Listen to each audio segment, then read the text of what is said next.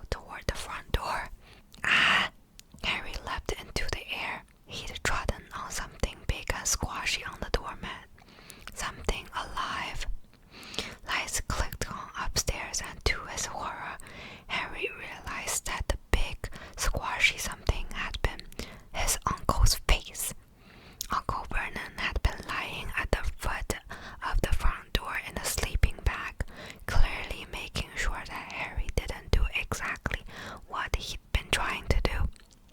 He shouted at Harry for about half an hour and then told him to go and make a cup of tea.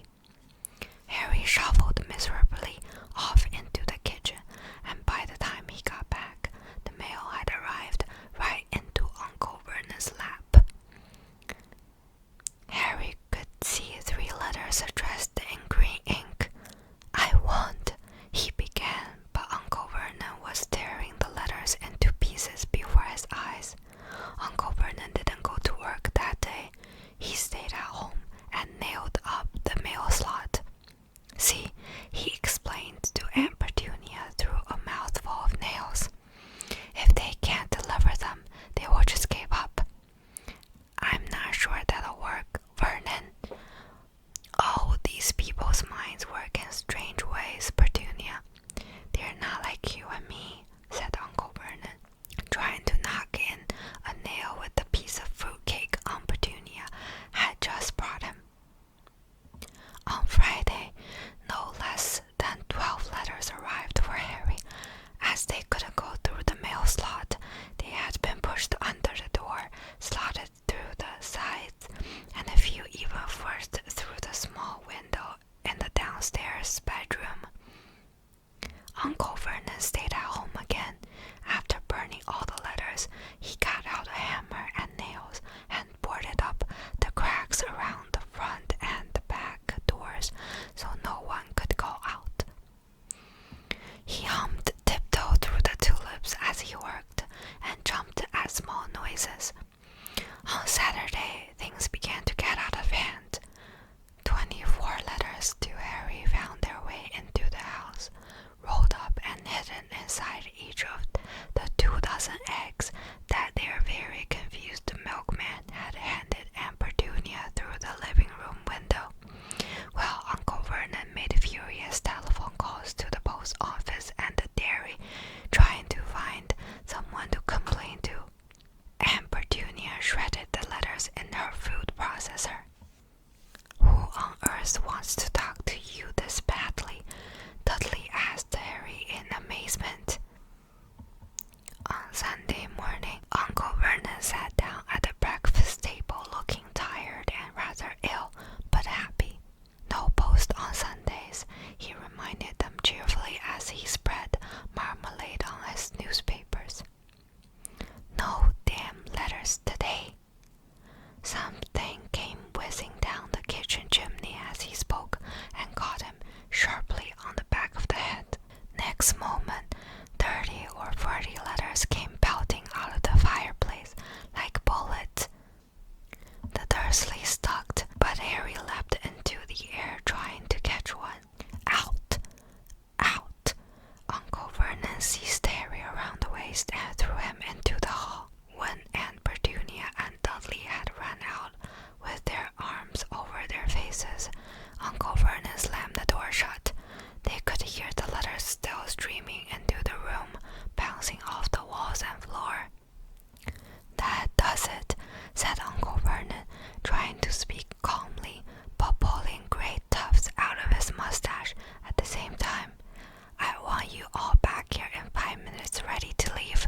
We're going away."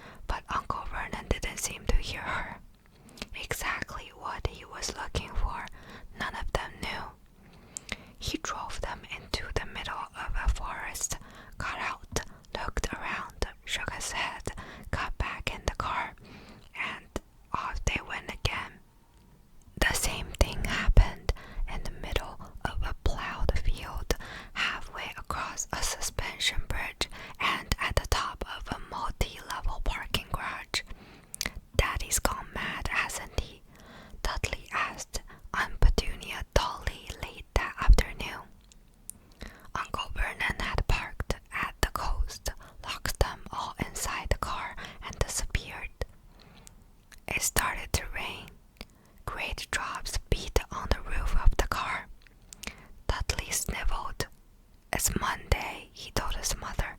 The great Umberto's on tonight. I want to stay somewhere with a television. Monday. This reminded Harry of something. If it was Monday, and you could usually count on Dudley to know the days of the week because of television, then tomorrow, Tuesday, was Harry's 11th birthday. Of course, his birthdays were never exactly fun. Last year, the Dursleys had given him a coat hanger and a pair of Uncle Vernon's old socks. Still, you weren't 11 every day. Uncle Vernon was back and he was smiling. He was also carrying a long, thin package and didn't answer Aunt Petunia when she asked what he'd bought. Found the perfect place, he said. Come on, everyone out. It was very cold outside the car. Uncle Vernon was pointing at what looked like a large rock way out at sea. Perched on top of the car was the most miserable little shack you could imagine. One thing was certain, there was no television in there. Storm forecast for tonight, said Uncle Vernon gleefully, clapping his hands together, and this gentleman's kindly agreed to lend us his boat. A toothless old man came ambling up to them, pointing with a rather wicked grin at an old rowboat bobbing in the iron-gray water below them. I've already gotten us some rations, said Uncle Vernon, so all aboard. It was freezing in the boat. Icy sea spray and rain crept down their necks, and the chilly wind whipped their faces. After what seemed like hours, they reached the rock, where Uncle Vernon, slipping and sliding, led the way to the broken-down house. The inside was horrible. It smelled strongly of seaweed. The wind whistled through the gaps in the wooden walls, and the fireplace was damp and empty. There were only 2 rooms. Uncle Vernon's rations turned out to be a bag of chips each and 4 bananas. He tried to start a fire, but the empty chip bags just smoked and shriveled up.